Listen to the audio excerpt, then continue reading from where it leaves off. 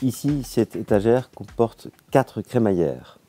Cela a nécessité de faire quelques calculs à l'avance, notamment pour le positionnement des équerres.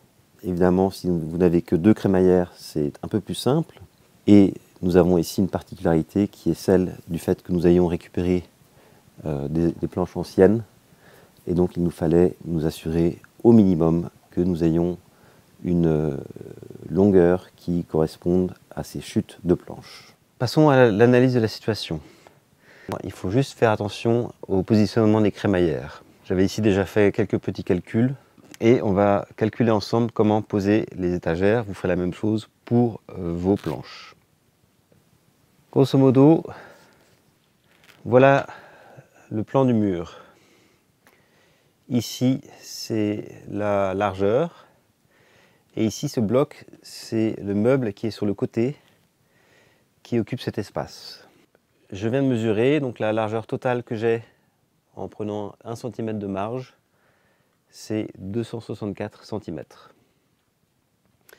Maintenant, la chose à laquelle je dois faire attention, c'est la plus courte distance que j'ai au niveau des planches.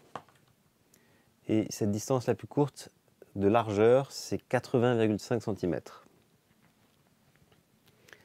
La manière dont on fixe les crémaillères, c'est qu'il faut toujours garder de l'espace à l'extérieur de chaque côté.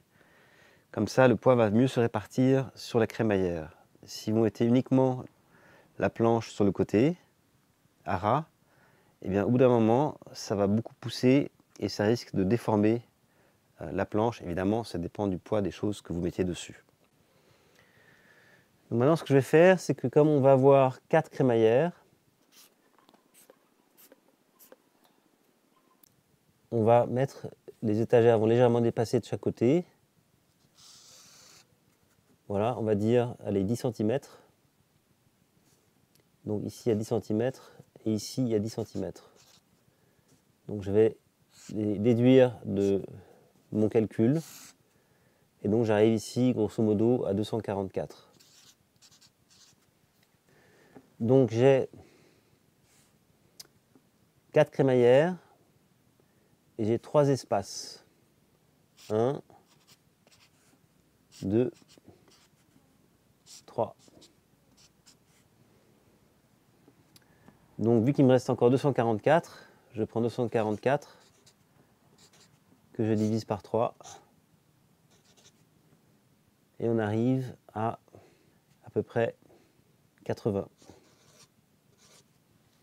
Mais 80, c'est un peu juste pour mes tablettes de 80. Donc du coup, je vais augmenter cette distance à 15.